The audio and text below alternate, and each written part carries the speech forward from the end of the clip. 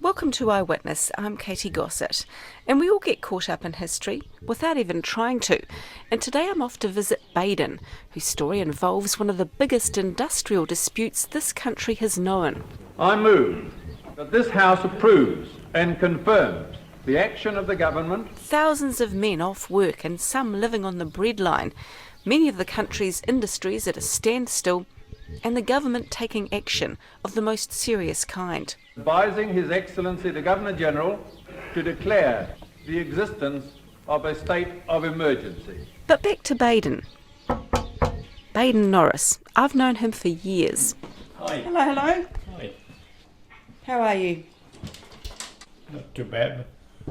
Still standing up. And Baden hails from the port town of Littleton. It was the centre of the universe when I was a kid. I was born and bred in Littleton, as my father was and my grandfather was, so I'm Littleton material. I never wanted to be anywhere else. At the age of 13, he goes to work in a factory. At 15, he's away to sea, but by his early 20s, Baden is back in Littleton, married with a child and working on the waterfront. So this episode of Eyewitness takes us back to his hometown, to the Littleton of the 1950s. Over the wharves go almost 1 billion tons of cargo, and primary industries like meat and wool account for almost 2/3 of it. 750 watersiders handle this cargo. Probably starts at about 6 a.m. in the morning with the arrival of the ferry from Wellington.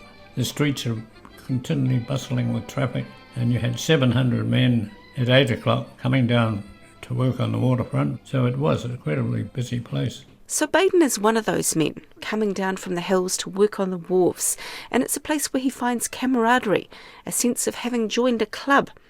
But just 5 months in, the job also brings trouble. A small group of men possessing great power in our industrial system declared war on the people by calling a strike in one of our principal key industries. So this dramatic announcement by the then Prime Minister, Sidney Holland, shows us how the government views this dispute. But there is another side to the story. The issue is money, as it often is. New Zealand is emerging from the Second World War, and the government offers workers a wage increase, except that the waterfront workers have to apply to a separate tribunal for the same increase, and they're turned down, ostensibly because their income is already quite high. Simply because of the long hours they worked, a lot of overtime. So they said, we will refuse overtime until we get some satisfaction. And of course that's how it all started. And so the Workers' Union, the Trade Union Congress, which by this stage in the game has splintered off from the main union, the Federation of Labour, makes a stand. But their employer responds by saying, if they don't do the overtime, they can't work at all. A major dispute begins. And I say dispute because, while the port, the government, the employers call this a strike, for the workers, it's a lockout. It was probably my blackest period of my life because I had no money. I had a daughter that was in the hospital with melanoma, and you couldn't get another job. You'd be pretty unpopular if you did. And suddenly, even day-to-day living is hard. Fortunately, I had a lot of fowls in those days, and they all laid eggs. I also grew a lot of potatoes, so we lived to a large extent on eggs and chips. But the workers stay strong. They meet regularly in a local community hall and organise themselves into teams to collect and distribute food. In the dead of night, we'd go over to the west coast, because a lot of miners were up with us, and take food and stuff with them, and then we'd take coal back to give to our elderly. By now there are 8,000 watersiders out of work around the country. The miners Baden refers to there are among another 4,000 workers who've gone out in sympathy with the wharfies. And the very restrictive emergency regulations passed by the government are beginning to take a toll on the men. It was illegal, for instance, for a mother to feed her son. One would think that would be impossible, but it was. The law stated you were not allowed to. And the same regulations make it hard for workers to access the food they've stashed at their depot. You were watched by the police all the time, so you had to use a next of kin or something to do it. I always feel sad that my mother, my dear mother, would have to sneak up on the depot in a big overcoat so that nobody could see what she was carrying. That really saddened me. Yeah, tough times. Tough, too, are rules that give police wide powers to stop men and search them. There's one chap, when he was walking along, and the policeman said, "What you got there?" He said, "Sandpaper." It was sandpaper, but this chap really exploded at this, and he was arrested and I think spent 2 or 3 weeks in jail. Those sort of things I wouldn't think would have happened in New Zealand. But most damaging to Baden and his family are the rules preventing travel, as his daughter lies sick in a Christchurch hospital. We weren't allowed to leave the port. She was in there for, I think, 6 weeks. And that was the darkest moment, where you couldn't even do what any child should expect. Your parents be coming in on visitors that day and so on. You would be the only person that doesn't have visitors. In this instance, Baden is lucky. An aunt lends him money to travel by train to see his daughter, and she makes a full recovery. But others remain resolutely against the waterfront workers, in part because of broadcasts like these. By now it is plainer than ever that the people who really suffer from disturbances like the present strike are the innocent people, the housewives, the shopkeepers. Well, since Monday, we have had no supplies. I find myself completely without any meat for the weekend. It's thought by some that these accounts are staged at the request of the government to turn public sentiment against the waterfront workers. As part of the restrictive regulations introduced, media too are prohibited from reporting the wharfies side of the story. Nothing was to be printed that supported the watersiders at all, and the newspapers took it like a lamb. One would have thought that object to the fact that their media's being interfered with, but they didn't. And over time, the dispute divides the town. Even at school, the annual picnic had to be postponed because of the bitterness of children and of men who took the watersiders' jobs, and their children were in the same class as the men who were out of work, and the kids were not fed properly. And he says that bitterness has never really gone away. You hear a lot of people talking about somebody and they'll say, "Oh yeah, but his father scabbed." So the community was split right down the middle. But in the end, the men can't continue.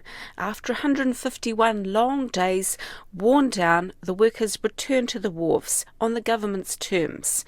Life goes on, but for returned servicemen who make up a large percentage of the waterfront workforce, the impact is deeper. A lot of men thought that they've done their duty and so on, but they were branded by the government as the enemies of the state. That's what saddened me mainly. Certainly a lot of ex-servicemen never got over that. What about you? I don't think I've got over it. I'm often ashamed of myself. I'm living in the past. My bitterness that I have comes from there, and it's, 60, 70 years old. I mean, a lot of people say, "Oh, get a life." Forget all about that, but I can't forget it. I'd like to be able to. But deep in my head, it's still bitter. I'm still bitter.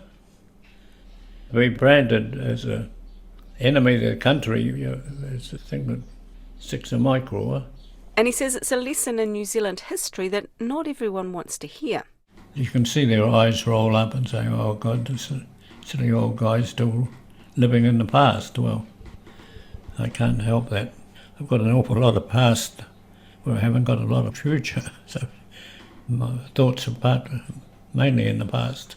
In fact, it's been a very rich past for Baden. He spent many years involved in archaeological projects, as well as lecturing on and touring the Antarctic. He's written books and taken many trips down to the ice. But the waterfront dispute remains a defining period in his life, and witness to some of the worst and best in human nature. One man that I never knew who he was came down to shake my hand on London Street in Littleton. And when I opened my hand, he had a 10-shilling note and he pressed into my hand. He took off into the crowd without me even to thank him. But every now and again, some act of kindness would drop off something. They may not have sympathised with what you were doing, but they just couldn't see you starve, as it were.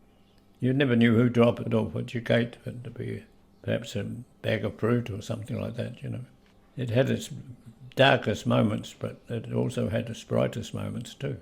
Littleton's a different place these days. It's still busy, with a bustling farmers market at the weekends, good venues, good coffee, and people who have a nice view of the port. But to Baden, it's different. It's only a ghost of what it used to be, because it's no longer linked with the port. A lot of people in Littleton now wouldn't know what ships were in, because you're not allowed on the waterfront anymore. So the town is divorced completely from the waterfront. And for men who lived and worked there in 1951, in some ways the ghosts are still there. The memories, the experience, still a big part of this little port town. It's a bit like war. It's the most exciting period of your life if you have to be unfortunate enough to be participating in it. But I'd never recommend it to anyone. This podcast was produced and presented by me, Katy Gosset, with Tim Watkin as executive producer, and the archival audio comes from Ngā Taonga Sound and Vision. If you enjoyed it, you can review us on iTunes, and while you're there, have a listen to RNZ's other historical podcasts, like New Zealand Wars, the stories of Rua Peka Peka.